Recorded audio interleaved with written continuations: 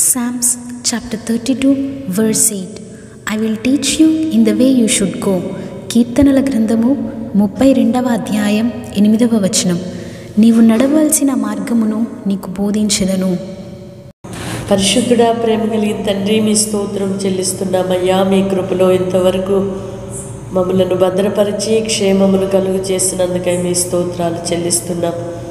ప్రతిదినము మీ మాట చేత మమ్మలను ఆదరించుచు ధైర్యపరచుచు ఆలోచనకర్తగా ఉండి మీరు నడిపిస్తున్న విధముకై మీ కృతజ్ఞతలు నాన్న, మీ స్తోత్రాలు చెల్లిస్తున్నాం. వాగ్దానపూరితముగా మీరు మాట్లాడుతూ నడిపిస్తున్నారయ్యా.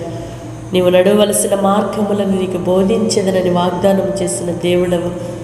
అవునయ్యా, మేమున్న పరిస్థితులలో ఏ రీతిగా మేము నడిపించబడుట మాకు క్షేమము సురక్షితము మాకైతే నాయన తెలియని పరిస్థితుల్లో అనేక మార్లు మీరు మా మీద దృష్టి నిలిపి ఆలోచనిచ్చి నడిపించదనని మీరు చేయి పట్టి నడిపించుచున్న విధముకై మీకు స్తోత్రాలు చెల్లిస్తున్నామయ్యా.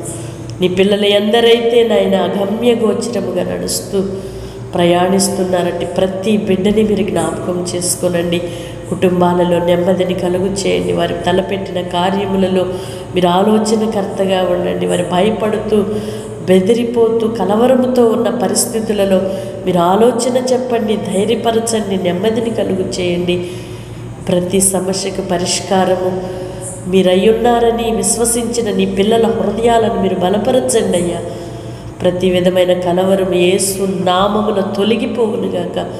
సమస్తమును సమకూర్చి మేలుకరముగా ఆశీర్వాదకరముగా నడిపించే దేవుడవు క్రియ చేయండి నాన్న.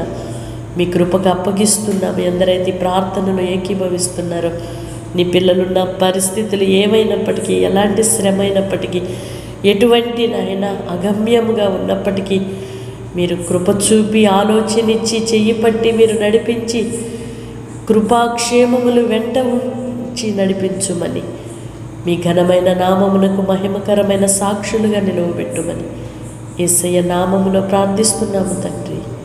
ఆమేన్.